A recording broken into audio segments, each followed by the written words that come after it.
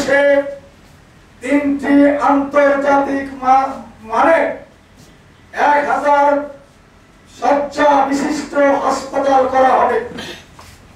সেই হাসপাতাল চীনমুক্তি হাসপাতাল, যেটি চীনের সহযোগিতায় হবে।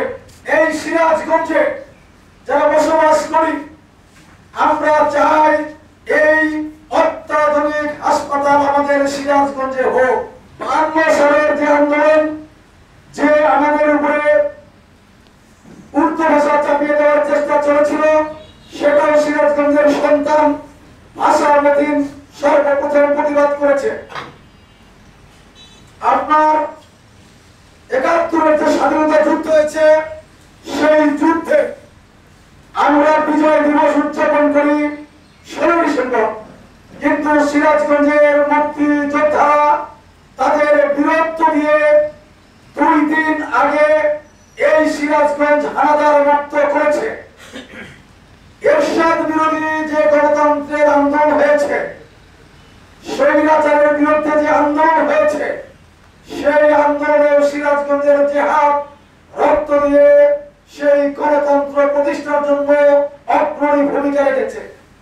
এবং সর্বশেষ সিরাজগঞ্জে আপনারা দেখেছেন যে স্বৈরাচার বিরোধী যে আন্দোলন, বাংলাদেশে যে একটি ফ্যাসিস্ট সরকার ছিল, এক নায়কতন্ত্র কায়েম করে এই দেশে সকল প্রতিষ্ঠানকে দলীয়করণ করেছিল এবং সংবাদপত্রের স্বাধীনতা থেকে মানুষের ভোটের অধিকার হরণ করেছিল। সেই আন্দোলন তাকে বিতাড়িত করার জন্য সেই আন্দোলনেও কিন্তু সিরাজগঞ্জের ভূমিকা সর্বাগ্রে। তাই আমি বলতে চাই, আমরা যদি এত আন্দোলন সংগ্রাম করে থাকি, প্রত্যেকটা জাতির প্রয়োজনে যদি সিরাজগঞ্জ এত ভূমিকা রাখে, তাহলে আমরা সিরাজগঞ্জবাসী বঞ্চিত হব কেন? প্রিয় ভাই আমার, প্রিয় সাংবাদিক ভাইরা আমার, আপনারা ইতিমধ্যে শুনেছেন বাংলাদেশে 3টি আন্তর্জাতিক মানে 1000 শয্যা বিশিষ্ট হাসপাতাল করা হবে। সেই হাসপাতাল চীনমুক্তি হাসপাতাল, যেটি চীনের সহযোগিতায় হবে। আমি সেই কারণে সংবাদ সম্মেলনের মধ্য দিয়ে সিরাজগঞ্জবাসীকে আওয়াজ তোলার জন্য আহ্বান করব যে আমরা এই সিরাজগঞ্জে যারা বসবাস করি আমরা চাই এই অত্যাধুনিক হাসপাতাল আমাদের সিরাজগঞ্জে হোক। এই হাসপাতাল করার বিভিন্ন সেই কারণে সিরাজগঞ্জের মানুষের স্বাস্থ্য রক্ষার জন্য এইরকম যে সিদ্ধান্ত গ্রহণ করা হয়েছে আধুনিক হাসপাতাল, সেই আধুনিক হাসপাতালটি আমাদের সিরাজগঞ্জে করার জন্য আমি সিরাজগঞ্জবাসীর পক্ষ থেকে দাবি উপস্থাপন করছি আপনাদের মাধ্যমে।